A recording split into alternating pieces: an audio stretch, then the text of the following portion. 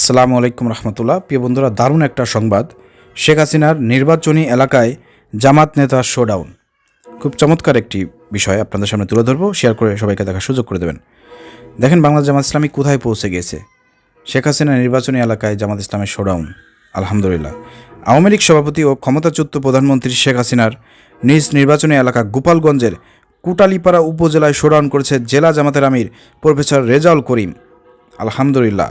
এটা হচ্ছে বাংলাদেশ জামাত ইসলামের প্রাথমিক সফলতা। আলহামদুলিল্লাহ। আগামী জাতীয় সংসদ নির্বাচনে গোপালগঞ্জ ৩ কোটালীপাড়া টুঙ্গিপাড়া আসনে জামাতের সম্ভাব্য প্রার্থী তিনি। শনিবার ১ মার্চ সকালে কোটালীপাড়া উপজেলার টুপিরিয়া বাস স্ট্যান্ড থেকে জামাত নেতাকর্মী মোটরসাইকেল ও প্রাইভেট কার নিয়ে শোভাযাত্রার মাধ্যমে শোডাউন শুরু করে। শোভাযাত্রাটি উপজেলার ১১ ইউনিয়ন ও পৌরসভা এলাকার প্রধান প্রধান সড়ক প্রদক্ষিণ করে ১৪টি স্থানে পথসভা করে। পরে উপজেলা চত্বরে সমাবেশ করেন তারা।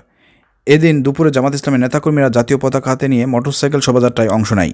শোভাযাত্রাটি কোটালীপাড়া উপজেলার টুপুরিয়া বাস স্ট্যান্ড থেকে বের হয়ে কোটালীপাড়া গুরুত্বপূর্ণ বিভিন্ন ঘুরে ঘুরে উপজেলা পরিষদ চত্বরে এসে শেষ হয়। পরে সেখানে একটি পথসভা অনুষ্ঠিত হয়।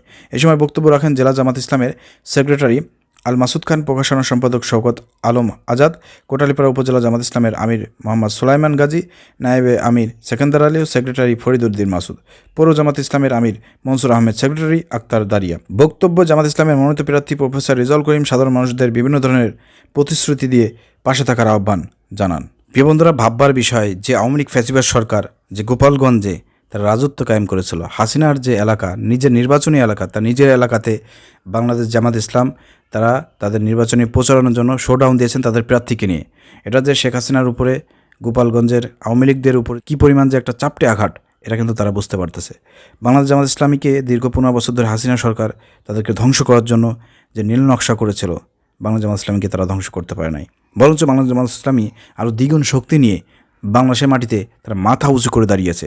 দেশের মানুষের জনগণের সমর্থন নিয়ে আগামী ৩০০ আসনে তারা প্রার্থী দেবে।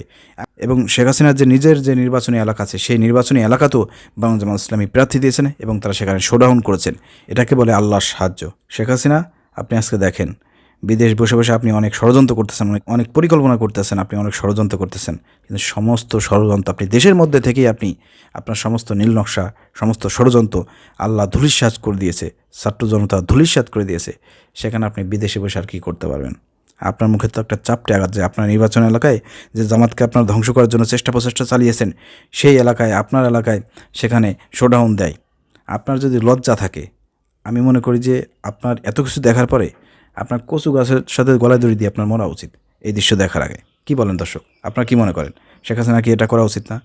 এটা তো সে করবে না, কারণ সে নির্লজ্জ। তার মতন মিথ্যাচার, তার মতন নির্লজ্জতা এই পৃথিবীর বুকে আর বর্তমান সময়ে কোনো মহিলা নাই, আমার কাছে যেটা মনে হয়। আপনারা কি মনে করেন একটু কমেন্ট করে যাবেন, ভিডিওটি শেয়ার করে দেবেন।